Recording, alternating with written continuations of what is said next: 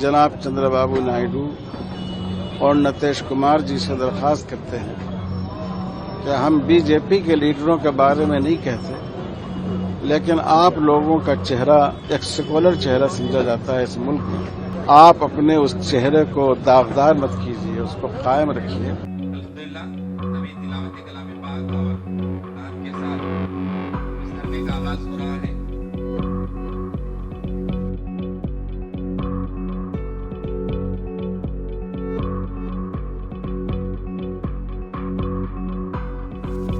మళ్ళీ అందరితో వక్ఫ్ board constitute చేశాం.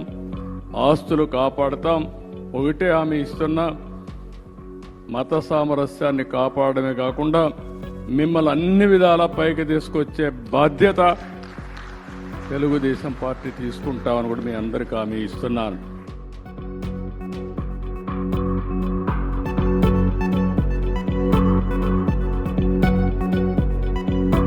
हमारे दीन और हमारे समाज में ये रीढ़ की हड्डी की हैसियत रखता है। हम इस बिल को हरगिज कबूल नहीं कर सकते और जहां तक ये लड़ाई जाए हमको ये लड़ाई लड़नी होगी और अगर तवील लड़ाई लड़नी पड़े तब भी हम उसके लिए तैयार हैं। और हमें इस मुल्क के गैर मुस्लिम भाइयों का, दूसरी अक़लियतों का, इंसाफ पसंद शहरियों का भी ताउन मिल रहा है और आगे भी हम उनसे इस बात की उम्मीद रखते हैं। हम आज के इस धरने के वास्ते से जनाब चंद्रबाबू नायडू और नीतीश कुमार जी से दरख्वास्त करते हैं कि हम बीजेपी के लीडरों के बारे में नहीं कहते, लेकिन आप लोगों का चेहरा एक सेकुलर चेहरा समझा जाता है इस मुल्क में। एक ऐसा चेहरा समझा जाता है जो दस्तूर के साथ चलता है।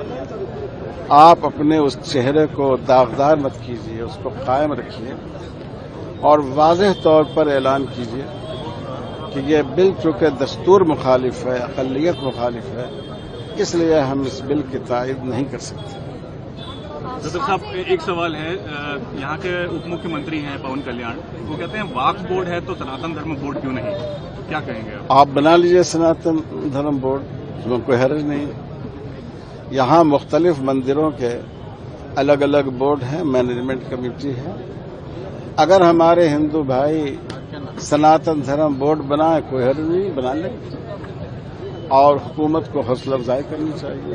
हमको उससे कोई इख्तलाफ नहीं। What was that about?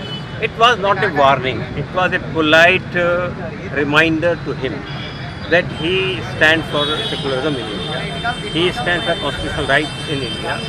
But now, if he support the Waqf Amendment Bill of BJP, which is a divisive bill, which is a unconstitutional bill, which is a discriminatory bill, if it is a communal agenda of the BJP, if he support that bill, that means he will tarnish his secular image.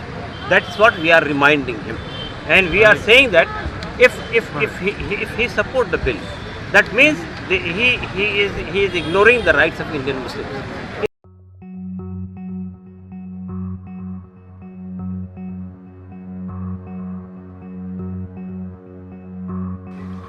मैं इस वक्त हमारे दरमियान मौजूद all India Muslim personal law board के मेंबरान को दावत देता हूं कि डाइस पर तशरीफ लाएं।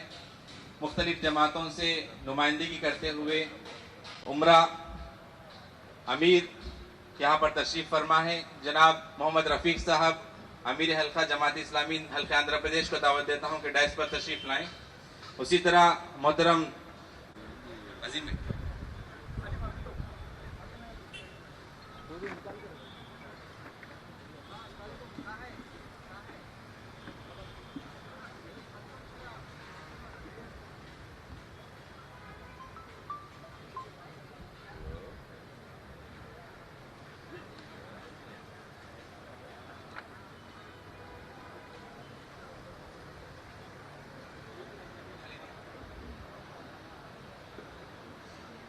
इसके बाद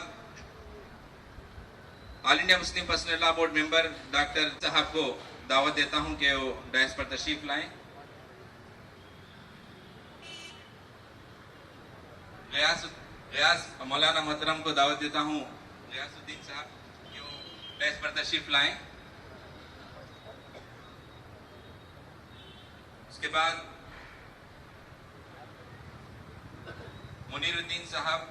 मुनीरुद्दीन मुजाहिद साहब प्रेसिडेंट तहरीक खैर फरमा है, इस्तेकबाल करते हुए दावत देता हूं कि वो डायस पर तशरीफ लाएं।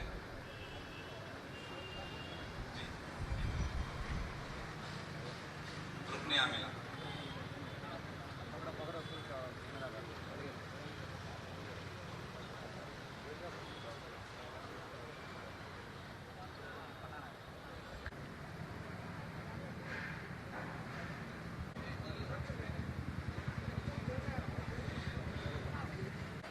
खुदा करे इस मजमे को अल्लाह कबूल फरमा कर इस कानून को रद्द करने का अल्लाह फैसला फरमा दे।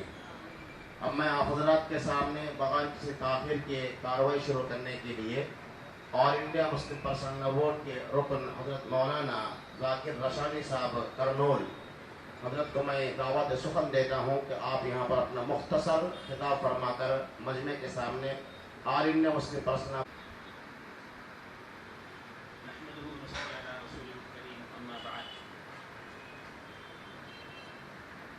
अल्लाह ताला फ़िल क़ुरानिल मजीद वल फ़ुरक़ानिल हमीद वअतसिमू बिहब्लिल्लाहि जमीआ।